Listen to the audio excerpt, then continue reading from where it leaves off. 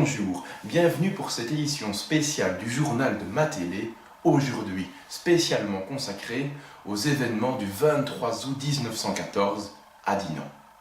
Pour rappel, en 1914, lors du passage de l'armée allemande à Dinant, 674 civils innocents ont été fusillés et la ville entière a été incendiée. Nous avons dès lors demandé à une classe, la première différenciée de l'Institut libre Georges Clouzot, de se rendre sur le terrain afin de nous faire un petit compte-rendu de l'histoire de notre ville et de nous rendre compte évidemment de l'état de la ville après le passage incendiaire des Allemands le 23 août 1914. Nous vous retrouvons au micro de Laurence Fils, notre envoyé spécial.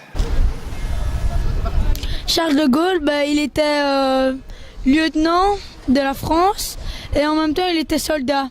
Et il a voulu aller combattre les Allemands de l'autre côté, mais à la moitié du pont, il s'est fait tirer dans la jambe.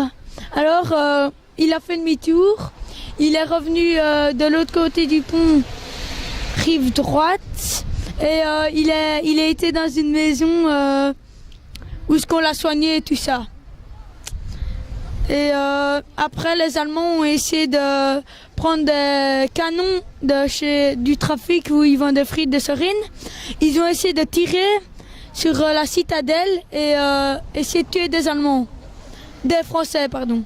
Et en tout, il y a eu 3000 morts des Allemands et il y a eu 54 morts français. Et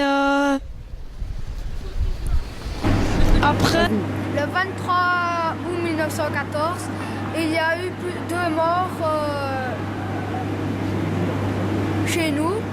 Un ambulancier et un facteur qui s'est fait tirer. L'ambulancier s'est fait tirer dedans. Et le facteur, on a cru que c'était un soldat parce qu'il avait presque la même combinaison, donc il s'est fait tirer dedans. Et les Allemands venaient des fois faire des petites attaques gauche à droite. En 1914, les Allemands sont passés, ils ont détruit la collégiale, donc il ne restait plus rien. Comme là, il ne reste plus rien. Et donc ils ont décidé de reconstruire une, soit comme ça, ou soit comme ça. Et ils ont voté pour celle qu'il y avait avant. Donc ils ont reconstruit celle-là, ils ont brûlé les maisons et la collégiale pour en faire des torches pour traverser le pont. C'est un monument aux morts de Dinant, des soldats français. Et voilà. Ça symbolise. Pardon ? Ça symbolise quoi ? Ça symbolise la paix, la violence et les soldats, enfin les victimes civiles qui n'ont rien fait quand ils étaient décédés. Puis voilà. Ici, c'est un 3e endroit où les Allemands sont passés et ont envahi la ville. On se trouve place Saint-Nicolas, c'est là que les Allemands sont arrivés pour prendre les habitants et les mettre dans des caves pour les fusiller par après. on est devant le mur de Schaffen, parce qu'il y a eu 674 innocents et qui se sont fait fusiller par des soldats allemands et les pauvres innocents n'avaient rien demandé. C'est la fin de cette édition spéciale consacrée aux événements du 23 août 1914 à Dinant. Un tout grand merci à la classe de première différenciée pour ce témoignage inédit et à leur journaliste Madame Fils. Tout de suite une courte page de pub et nous vous retrouvons bientôt pour une prochaine édition spéciale. En attendant, un excellent travail à vous et une bonne journée. Au revoir.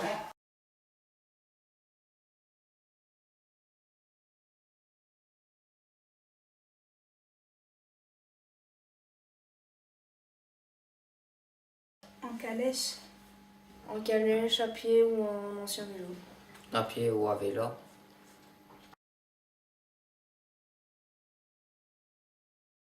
Je pense qu'ils s'amusent avec des billes. Même chose, mais pour les filles, sûrement avec des poupées, etc., des trucs comme ça. On a joué dehors avec des poupées, des petites voitures et des jeux en bois. Avec des billes, ou des poupées pour les filles.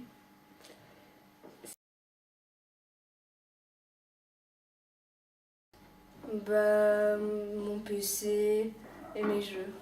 Ma télé, ma PlayStation, des trucs comme ça, des trucs comme ça. Moi, le GSM et les Je sais ordinateurs. pas moi. Jouer à la Wii ou jouer à la PlayStation. Bah, moi, c'est la PS3 et la TV. Mes parents, parce que c'est peut-être mort. Ma PS3, ma télé. Les consoles, voilà. parce qu'au soir, j'aime bien être dans mon canapé en jouant à la console.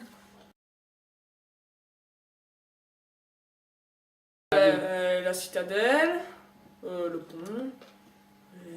La citadelle, le pont. Le pont, la citadelle et la collégiale.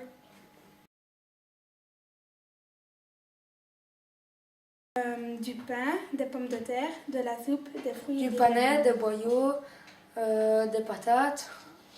Et je crois que c'est tout. Du pain, des pommes de terre et un peu de tout. Des biscuits, du pain et des pommes de terre.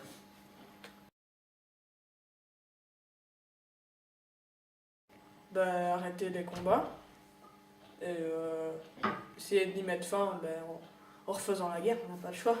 Si on veut y mettre fin, il faut faire la guerre aussi. Essayer de dire aux gens que les bagarres, la guerre et tout ça, ça sert à rien à briser le cœur des gens. Faire un vœu ou essayer de tout arranger pour qu'il y ait des disputes contre les autres religions et tout, des trucs comme ça. De respecter tous. Que les pays arrêtent de se disputer et que personne ne cherche misère aux autres. Et voilà. Moi, je trouverais une solution pour que tous les pays soient d'accord, parce que parfois les pays ne sont pas d'accord et après ça fait des guerres. Sinon, voilà.